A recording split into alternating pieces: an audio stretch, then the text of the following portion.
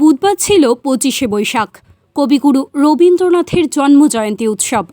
আর সেই উপলক্ষে 12 ইঞ্চি মাথার চুল দান করলেন পূর্ণিমা। এই দিন কবিগুরুর 163তম জন্মজয়ন্তী উপলক্ষে ক্যান্সার আক্রান্ত মানুষদের জন্য স্বেচ্ছায় 12 ইঞ্চি মাথার চুল দান করলেন পূর্ণিমা সাহা। তার বাড়ি বারোবিশা, বয়স 31 বছর।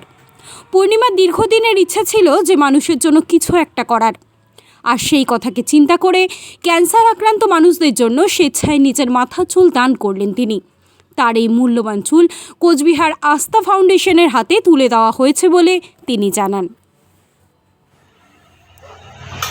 এটা আপনি এক হাতে নিন, এক হাতে লম্বা। হ্যাঁ হ্যাঁ হ্যাঁ হ্যাঁ, এইবার ঠিক আছে। 12 এই যে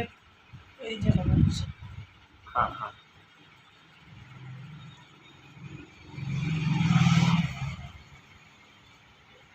ঠিক আছে।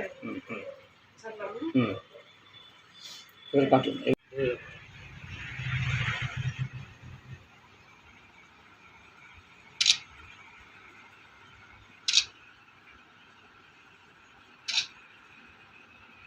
আজ একটি শুভ দিন, কবিগুরু রবীন্দ্রনাথ ঠাকুরের 163তম জন্মজয়ন্তী। সেই উপলক্ষে পূর্ণিমা সাহা তার মূল্যবান চুল 12 ইঞ্চি ক্যান্সার আক্রান্ত ভাই বোনদের কিছু করার চিন্তা ভাবনা ছিল দীর্ঘদিনের। তার মূল্যবান চুল 12 ইঞ্চি আজ আমাদের হাতে তুলে দিল। এই চুল আমরা বোম্বে ক্যান্সার আক্রান্ত পেশেন্টের পরিবার এবং সংস্থার হাতে পাঠাবো। অসংখ্য ধন্যবাদ জানাই তার এই প্রেরণায় এগিয়ে আসার জন্য। আজকে চুল দিতে পেয়ে কেমন লাগছে? আমি খুবই গর্বিত। আমার অনেক দিনের একটা স্বপ্ন পূরণ হলো। আজকে বিশেষ দিনে করতে পেরে তো আমি খুবই খুশি।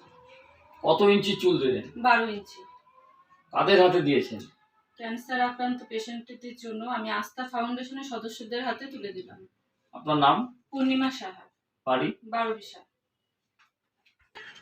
আজ 25শে বৈশাখ কবিগুরু রবীন্দ্রনাথ ঠাকুরের জন্মজয়ন্তী উপলক্ষে, 163তম জন্মজয়ন্তী উপলক্ষে আমার এই মহামূল্যবান 12 ইঞ্চি চুল আমি ক্যান্সার আক্রান্ত রোগীদের জন্য আস্থা ফাউন্ডেশনের হাতে তুলে দিলাম। অনেক দিনের ইচ্ছে ছিল, তো আজ আমার সেই ইচ্ছে পূরণ হলো। এর আগেও কি আপনি কোনোখানে চুল দিয়েছেন? না, আমার এটা প্রথম। আপনার নাম? পূর্ণিমা সাহা, বাড়ি বারোবিশা।